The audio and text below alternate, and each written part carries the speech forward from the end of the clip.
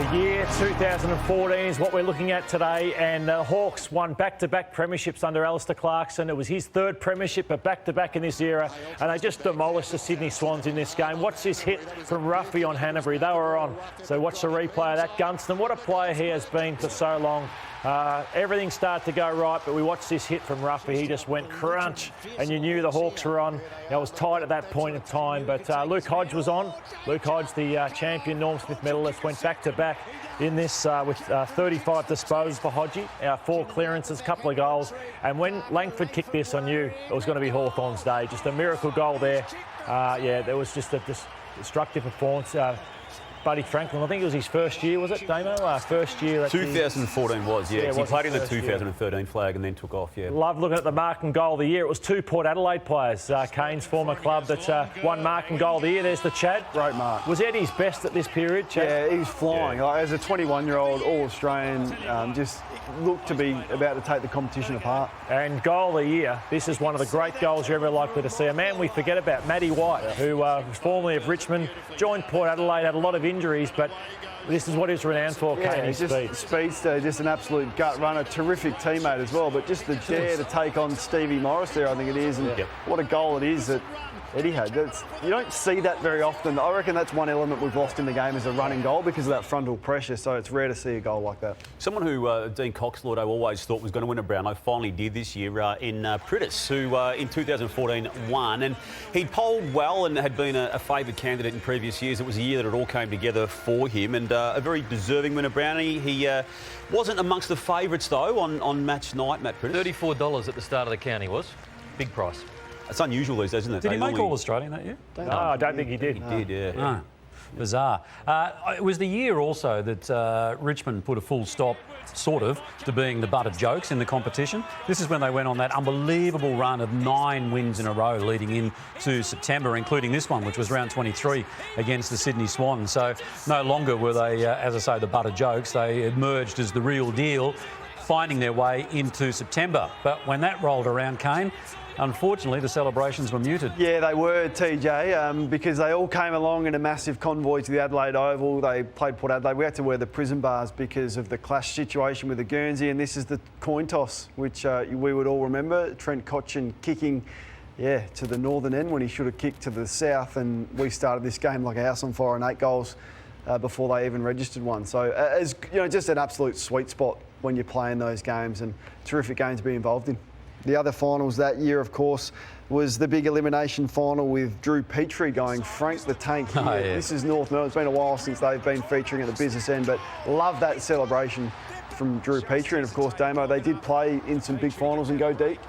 Yeah, well, that was the year they made the prelim and then also did so again in 2015, and it was because of players like him coming together at that stage of his career. Well, sorry, what is Frank the Tank? It's a movie, Old School, where Will Ferrell movie. Terrific movie, you should see it. Very, very good.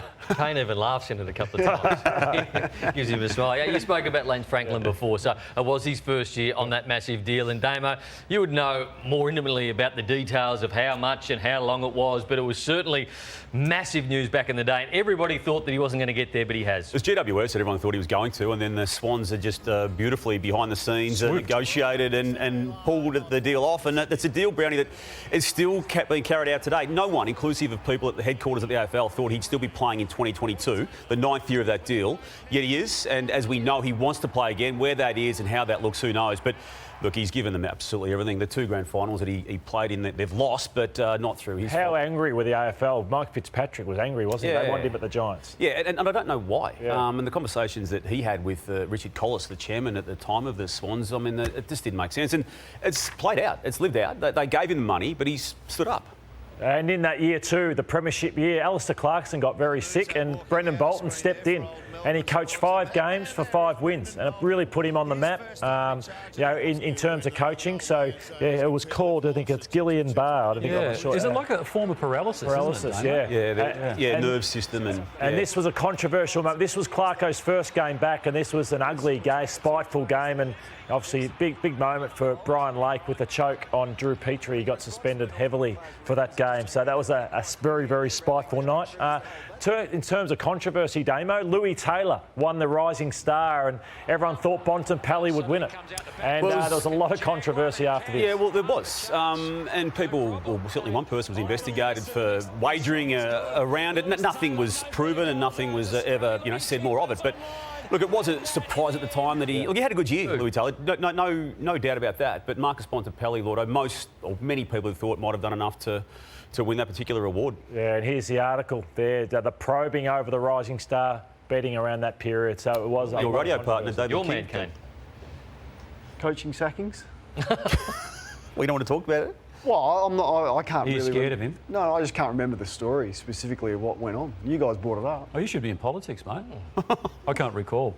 Well, what Raise it with him on Friday, What maybe. more would you like me to Why say? are you You're on the scared of back David foot. King? I'm not scared of David King. You guys, if you want to raise it with him, you can. He's a ripper bloke. He's a great bloke. I know that. What are you talking about? Good on you. Why is your voice suddenly gone up? It was a year, Never seen you like Lordo. this. That's a reverse Kane. It was a year, Lordo, that a lot of coaches found their time imploded. at their clubs coming to an end. Brenton Sanderson, who made a prelim final in 2012 and very nearly could have got them through into that year's grand final, was removed.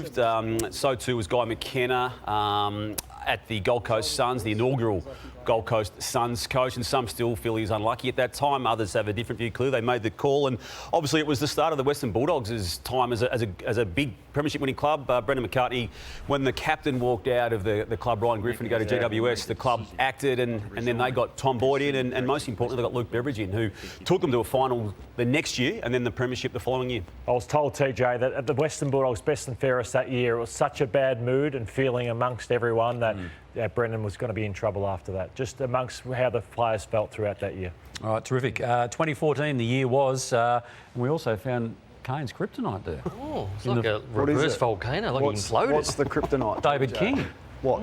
That's that story. No, you only need to mention his name and you just go... TJ, I go head to head with him every Friday, 6 o'clock on Friday. You can tune in. I'm a little busy I at that won't time. be shrinking. Then. OK, righto. Kane Corns there. Wow.